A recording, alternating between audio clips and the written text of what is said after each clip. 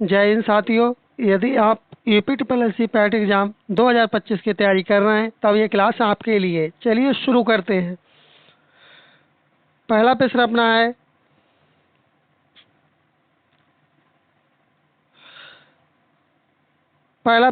है, कि जो पहला प्रश्न है ये सिंधु सभ्यता से संबंधित क्वेश्चन की। कौन सी सभ्यता से संबंधित है?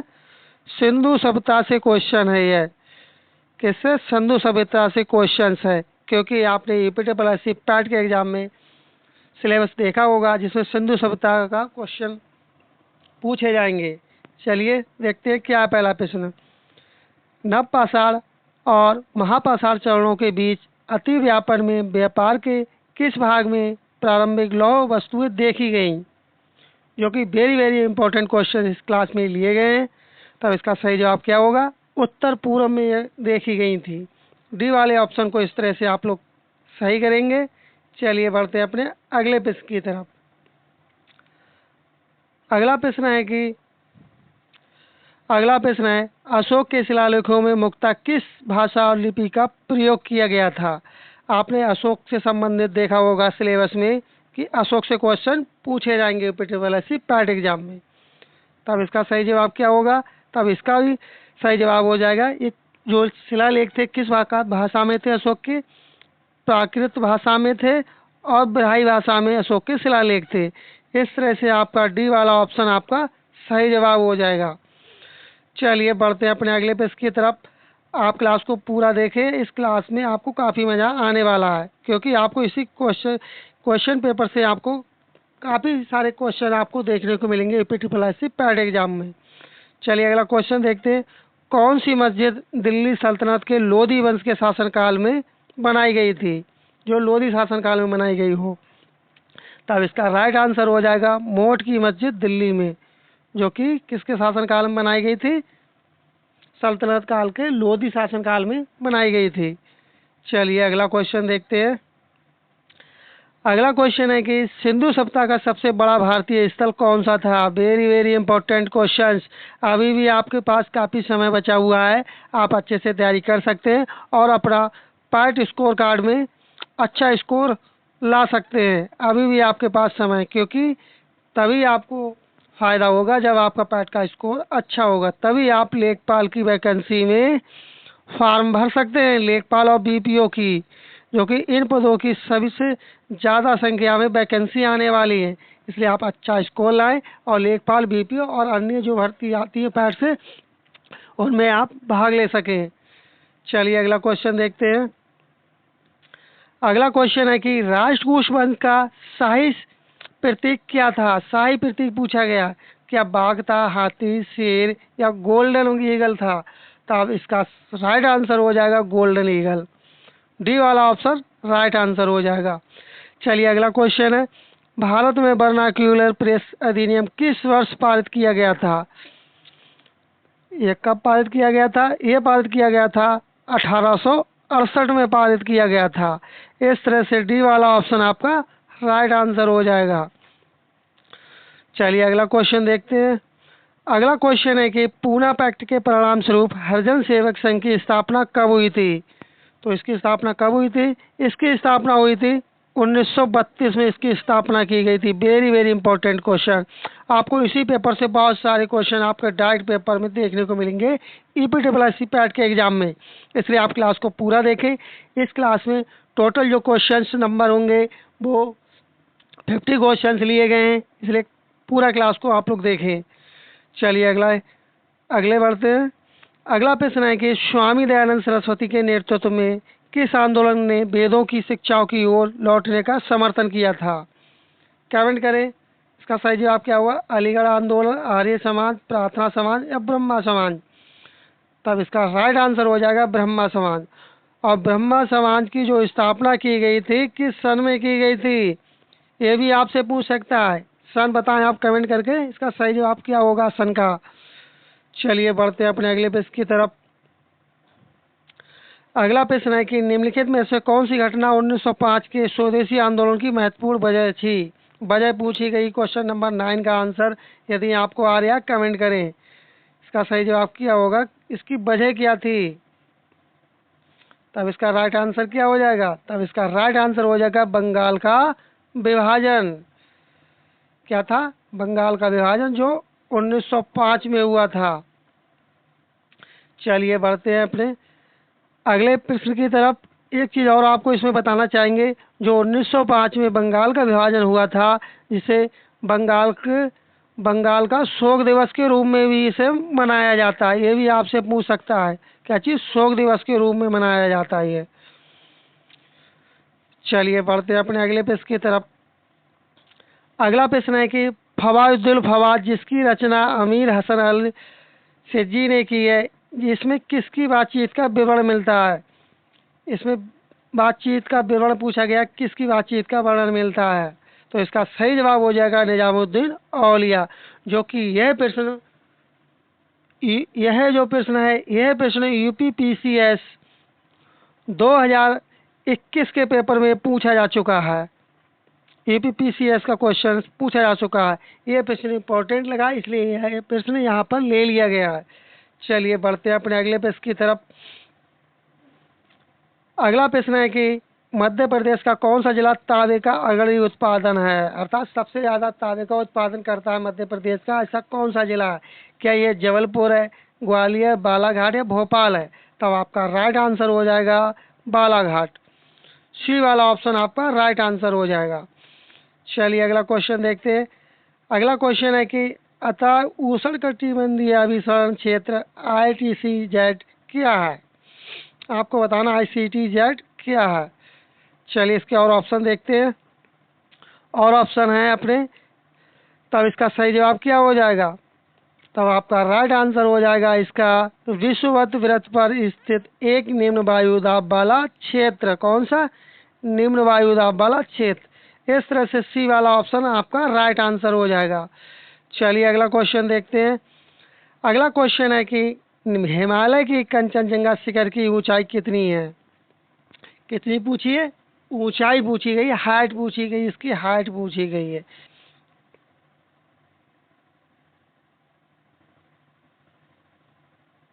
इसकी हाइट पूछी गई कि इसकी हाइट क्या है। तब आपको इसकी हाइट बतानी है, हाइट क्या होगी। तब इसकी हाइट हो जाएगी 8598 मीटर इसकी ऊंचाई है।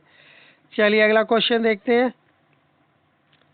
अगला क्वेश्चन है कि निम्नलिखित में से किस दाब पेटी को हॉर्स अक्षांश के रूप में जाना जाता है? तब आपका राइट आंसर हो जाएगा आपका उपपोषण उच्च दाब के लिए क्या कहते हैं? हॉर्स अक्षांश के रूप में भी इसे जाना जाता है। चलिए अगला क्वेश्चन देखते हैं। अगला क्वेश्चन है कि भारत में ताल, नारियल, केवड़ा, एंगार निम्नलिखित में से किस वन में सामान्यतः रूप से पाए जाने वाले वृक्ष हैं? तो किस प्रकार के कहाँ पाए जाते हैं ये वन? ये पाए जाते हैं मैंग्रोव वन, जिन्हें आप बोल सकते हैं, क्या कहेंगे? मैंग्रोव वन कहेंगे। चलिए अगला क्वेश्चन देखते हैं। यदि अभी तक आप चैनल पर नए हैं और क्लास आपको अच्छी लग रही है, क्लास को अभी तक लाइक नहीं किए, तो क्लास को थम्स अप कर दें, अर्थात लाइक कर दें आप। और चैनल अभी तक आप सब्सक्राइब नहीं किए तो आप चैनल को सब्सक्राइब कर लें। चलिए अगला क्वेश्चन देखते हैं। निम्न में से कौन सा अधिकार वर्ष 1978 में एक मौलिक अधिकार नहीं था? 1978 में मौलिक अधिकार नहीं है। तब आपका राइट आंसर हो जाएगा आपका संपत्ति का अधिकार, जो कि 42वें संविधान संशोधन के द्वारा इसको हटा दिया गया, सिर्फ अधिकार रह गया है। ये भी आपसे पूछ सकता है। चलिए बढ़ते हैं अपने अगले प्रश्न की तरफ। अगला प्रश्न है कि भारत के संविधान के निम्नलिखित भागों में कौन सा भाग मुख्य रूप से संघ और राज्यों के बीच संबंधों में संबंधित है? तो आपका सही जवाब हो जाएगा आपका, कमेंट करें आप लोग इसका सही जवाब क्या होगा। तो इसका सही जवाब हो जाएगा भाग 11। डी वाला ऑप्शन आपका राइट आंसर हो जाएगा। चलिए अगला क्वेश्चन देखते हैं। अगला क्वेश्चन है कि उपराष्ट्रपति पद के लिए नामांकन दाखिल करने हेतु उम्मीदवार को कम से कम डैश निर्वाचकों द्वारा प्रस्तावित किया जाना है। तो कितना होना चाहिए? 20 होना चाहिए, 25, 30 या 40? तब आपका राइट आंसर हो जाएगा 20 होना चाहिए, अर्थात 20 होना चाहिए। चलिए नेक्स्ट क्वेश्चन। पंचायती राज व्यवस्था शासन के कितने स्तरों में विभाजित है? इस पर पूछे गए हैं। 1 2 3 4। तब इसका राइट आंसर आपका हो जाएगा 3 स्तरों में। और 3 स्तर वो कौन कौन से आप कमेंट करके बताएं। चलिए अगला क्वेश्चन है।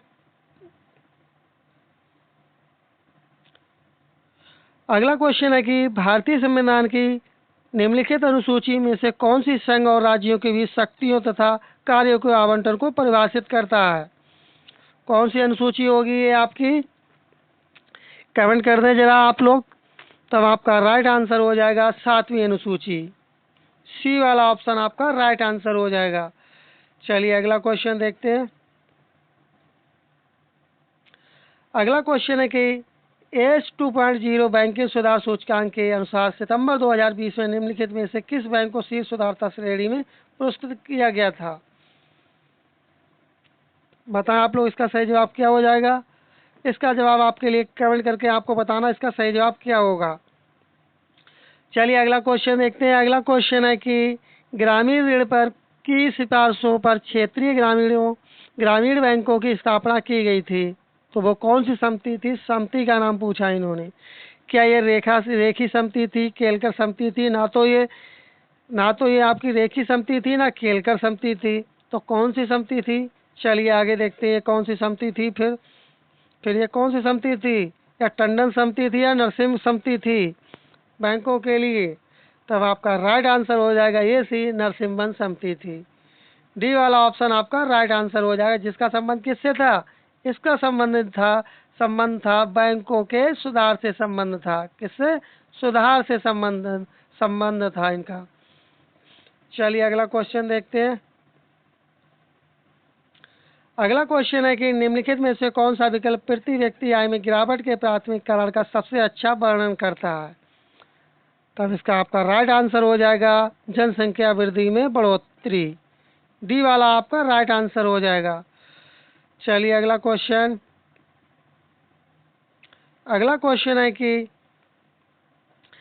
क्वेश्चन है निम्नलिखित में से किस स्थिति में सरकार घाटे का बजट चलाती है। कौन सी कंडीशन होती है जैसे कि जिसमें घाटे का बजट चलाती है। तब आपका राइट आंसर हो जाएगा आपका जब सरकारी व्यय राजस्व से अधिक हो जाता है। सी वाला ऑप्शन को आप टिक करेंगे, जो कि इकोनॉमिक्स का क्वेश्चन है। ये किसका, इकोनॉमिक्स का। चलिए अगला क्वेश्चन देखते हैं। अगला क्वेश्चन है कि भारत की हरित क्रांति में किस प्रकार के बीजों ने एक अहम भूमिका निभाई थी। तब आपका राइट आंसर हो जाएगा आपका उच्च उपज वाली किस्में। ये वाला ऑप्शन आपका राइट आंसर हो जाएगा। अगला क्वेश्चन है कि मनुष्यों में एक संयोजी ऊतक के उदाहरण को पहचाने। ये विज्ञान का क्वेश्चन है साथियों। तब इसका राइट आंसर क्या हो जाएगा। तब इसका राइट आंसर हो जाएगा हड्डी में पाए जाते हैं। ये वाले को आप लोग इस तरह से टिक करेंगे। चलिए अगला क्वेश्चन है दूध किसका अच्छा स्रोत है। आपको दूध का स्रोत बताना, किसका अच्छा स्रोत है, अर्थात क्या क्या चीज दूध में पाई जाती है। तब आपका राइट आंसर हो जाएगा इसमें क्या पाया जाता है, कैल्शियम, फास्फोरस और प्रोटीन, जो कि दूध में पाई जाती है। ये वाले को इस तरह से आपको सही जवाब करेंगे आप लोग। चलिए अगला क्वेश्चन है कि स्वच्छ आकाश का रंग नीला किस परिघटना के कारण होता है। तो ये कौन सी परिघटना होती है। तो ये आपका हो जाएगा सही जवाब, प्रकाश का परिकिरण के कारण ऐसा होता है। चलिए अगला क्वेश्चन देखते हैं। अगला क्वेश्चन है कि निम्न में से कौन सी मिश्र धातु नहीं है। मिश्र धातु नहीं, क्या यह पीतल होगी, टाका होगा, कांसा होगा, चांदी होगी। तब आपका राइट आंसर हो जाएगा, ये हो जाएगी आपकी चांदी, जो कि ये मिश्र धातु नहीं है। चलिए अगला क्वेश्चन है कि सी सॉ में किस सरल मशीन का प्रयोग किया जाता है। सी सॉ, उत्तोलक, घिरनी, पहिया और धुरी और फणी। ये आपने हाई स्कूल के विज्ञान में पढ़ा होगा, साइंस में, जो कि उत्तोलक से संबंधित चैप्टर से एक क्वेश्चन लिया गया, जो कि साइंस का क्वेश्चन है, फिजिक्स का। तब आपका राइट आंसर हो जाएगा उत्तोलक। ये वाला ऑप्शन आपका राइट हो जाएगा। चलिए अगला क्वेश्चन देखते हैं। दमयंती चित्र किसके द्वारा बनाया गया था। तो चित्र ये आपको बताना किसके द्वारा बनाया गया था। चलिए देखते हैं किसके द्वारा ये बनाया गया था। तो ये चित्र किसके द्वारा बनाया गया था? क्या यह राज रवि वर्मा के द्वारा, कालिदास, जोहान जोफानी या अवनींद्रनाथ टैगोर के द्वारा बनाया गया था? ये जो चित्र बनाया गया था, ये बनाया गया था राजा रवि वर्मा के द्वारा बनाया गया था। चलिए अगला क्वेश्चन देखते हैं। अगला क्वेश्चन है कि भगोरीय सांस्कृतिक पर्व निम्नलिखित में से किस भारतीय राज्य से संबंधित है? क्या यह बंगाल होगा, बिहार, मध्य प्रदेश या उत्तर प्रदेश होगा? तो आपका राइट आंसर हो जाएगा मध्य प्रदेश। मध्य प्रदेश ये अपनी वनों की विशेषता के लिए जाना जाता है। यहाँ पर सबसे अधिक संख्या में मध्य प्रदेश में वन का क्षेत्रफल पाया जाता है। चलिए अगला क्वेश्चन देखते हैं। अगला क्वेश्चन है कि निम्नलिखित राजवंशों में से किसके शासनकाल के दौरान गोलकुंडा के किले का निर्माण किया गया था? क्या यह मौर्य थे, काकतीय, गुप्त या चालुक्य थे? तब आपका राइट आंसर हो जाएगा काकतीय वंश के थे। चलिए अगला क्वेश्चन देखते हैं। अगला क्वेश्चन है कि कंदारिया महादेव मंदिर में डैश डैश अनुष्ठानिक पूजा का स्थान था, जहाँ केवल राजा, उनके परिवार के लोग और पुजारी एकत्रित होते थे। तो वह कौन सा स्थान था? क्या यह गर्भगृह था, महामंडप, अंतराल या आमलक था? तब आपका राइट आंसर हो जाएगा जहाँ ये सभी लोग इकट्ठे होते थे या एकत्रित होते थे, वो जगह होती थी गर्भगृह जैसे बोलते थे। इस तरह से आपका ए वाला ऑप्शन आपका राइट आंसर होगा। चलिए अगला क्वेश्चन देखते हैं। अगला क्वेश्चन है कि निम्नलिखित में से किस संगठन ने वैश्विक वेतन रिपोर्ट 2025 सॉरी साथियों, यहाँ 20 हो गया, 2025 जारी की है? आप कमेंट करके बताएं 2025 वैश्विक वेतन रिपोर्ट किसने जारी की है? कमेंट करके बताएं आप लोग इसका सही जवाब क्या होगा। अगला क्वेश्चन है किस संगठन द्वारा एक पहल रिसाइकलिंग क्रांति की शुरुआत की गई थी? तब आपका राइट आंसर हो जाएगा ये थी विश्व आर्थिक मंच। अब आपको इसी में बताना इसकी स्थापना कब की गई थी। आपसे हो सकता पूछ ले कि इसकी स्थापना कब की गई थी। चलिए अगला क्वेश्चन देखते हैं। अगला क्वेश्चन है कि भारत में राष्ट्रीय सांख्यिकी दिवस डैश डैश को मनाया जाता है।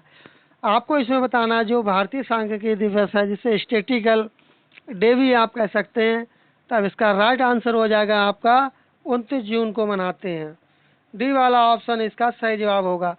अब आपको कमेंट करके बताना है कि विश्व जनसंख्या दिवस कब मनाया जाता है, जो कि अभी हाल ही में मनाया गया है। आप कमेंट करके बताना इसका जवाब कि जो विश्व जनसंख्या दिवस है यह कब मनाया जाता है।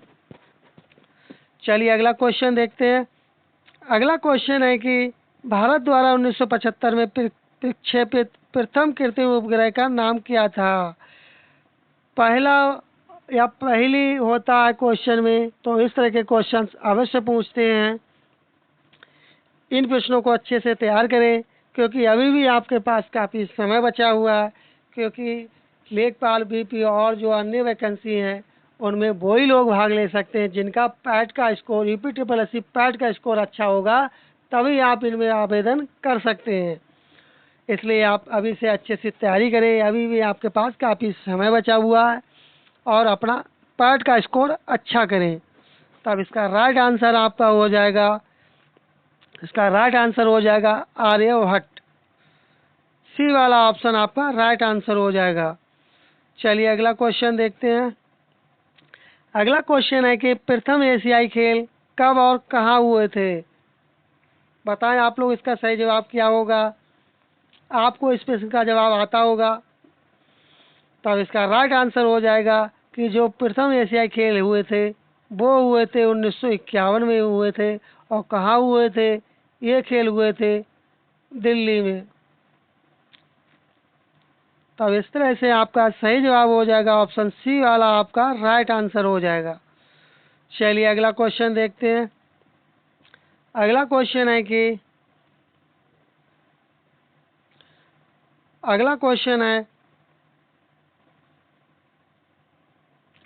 अगला क्वेश्चन है कि भारत का 56वां टाइगर रिजर्व किस राज्य में अधिसूचित किया गया है? तब आपका राइट आंसर आपका हो जाएगा छत्तीसगढ़ में। बढ़ते हैं अगले पेज की तरफ। अगला प्रश्न है कि ड्यूश बैंक ने भारत में कितनी राशि के निवेश की घोषणा की है? तो ये राशि कितनी है? ये राशि है 5113 करोड़ रुपए की राशि है। चलिए अगला क्वेश्चन देखते हैं। अगला क्वेश्चन है कि NHRC के नए अध्यक्ष और नियुक्त हुए जस्टिस कौन हैं? बताएं आप लोग कमेंट करके, इसका सही जवाब क्या हो जाएगा। अगला क्वेश्चन है कि हाल ही में किस भारतीय लेखिका और कार्यकर्ता ने अपने कन्नड़ लघु तथा संग्रह हार्ट लैब के लिए 2025 का अंतर्राष्ट्रीय बुकर पुरस्कार प्राप्त करके इतिहास में अपना नाम दर्ज करा लिया है? जो कि ये क्वेश्चन जो कि ये 2025 की करंट अफेयर्स का क्वेश्चन है, जो कि ये वेरी वेरी इंपॉर्टेंट क्वेश्चन है, जो कि यह लगा इसलिए इस क्लास में समावेश किया गया इस क्वेश्चन का, जो कि लेटेस्ट और अपडेटेड करंट अफेयर्स का क्वेश्चन 2025 का है। ये बताएं आप लोग इसका सही जवाब क्या होगा। कमेंट करें आप लोग इसका सही जवाब क्या होगा। तब इसका सही जवाब हो जाएगा बानू मुश्ताक। ये वाला ऑप्शन आपका राइट आंसर होगा। इस क्वेश्चन को आप अच्छे से रट लें। चलिए अगला क्वेश्चन देखते हैं। अगला क्वेश्चन है कि SBI ने SBI इनोवेशन GC किस फिनटेक इवेंट में लॉन्च किया है? जो लॉन्चिंग से संबंधित क्वेश्चन होते हैं इस पे एग्जामिनर की नज़र रहती है, इस तरह का क्वेश्चन पूछ सकते हैं। तब आपका राइट आंसर हो जाएगा सिंगापुर फिनटेक फेस्टिवल। सी वाला ऑप्शन आपका राइट आंसर होगा, जो कि लेटेस्ट ये करंट अफेयर्स का क्वेश्चन सभी आपको देखने को मिल रहे हैं इस क्लास में। अगला क्वेश्चन है कि हाल ही में किस भारतीय निशानेबाज ने जर्मनी में ISSF जूनियर विश्व कप में महिलाओं की 10 मीटर एयर पिस्टल में स्पर्धा में स्वर्ण पदक जीतकर वैश्विक मंच पर अपनी छाप छोड़ी है? तो वो ऐसे कौन व्यक्ति हैं आपको बताना है। तब आपका राइट आंसर हो जाएगा कनक बुधवार। सी वाला ऑप्शन आपका राइट आंसर होगा। चलिए अगला क्वेश्चन देखते हैं। अगला क्वेश्चन है कि दिसंबर 2024 में दक्षिण कोरिया ने अपना तीसरा निगरानी उपग्रह किस रॉकेट से लॉन्च किया है? वेरी वेरी इंपॉर्टेंट क्वेश्चन है। तब इसका राइट आंसर हो जाएगा आपका SpaceX फाल्कन 9। सी वाला ऑप्शन आपका राइट आंसर हो जाएगा। अब आपको कमेंट करके बताना है कि आपको ये क्लास कैसी लगी। यदि आपको क्लास अच्छी लगी और अभी तक चैनल पर नए चैनल सब्सक्राइब नहीं किए तो अब आप चैनल को सब्सक्राइब कर लें। क्लास को आप लोग लाइक कर दिया करें, क्योंकि आपके सब्सक्राइब करने, आपके लाइक करने से ही हमें मोटिवेशन मिलता है। यदि आप इस क्लास की PDF प्राप्त करना चाहते हैं तो इसका लिंक डिस्क्रिप्शन बॉक्स में लगा दिया जाता है, वहाँ से आप प्राप्त कर सकते हैं। और आपका किसी भी प्रकार का कोई सजेशन हो तब भी आप कमेंट करके बता सकते हैं। और आप नोटिफिकेशन बेल आइकन दबाना ना भूलें, क्योंकि आपके लिए यहाँ पर आपको लगातार EPSSC पैट 2025 की आपके लिए कंप्लीट तैयारी करवाई जा रही है। इसलिए आप चैनल पर जुड़े रहें, अच्छे से तैयारी करें और अपना पैट का स्कोर अच्छा लेकर के आएँ और लेखपाल BP और अन्य भर्ती जो इसके द्वारा निकलती है उन सभी में आप पार्टिसिपेट कर सकें। चलिए मिलते हैं जल्दी नेक्स्ट क्लास में। तब तक के लिए धन्यवाद। जय हिंद, जय भारत।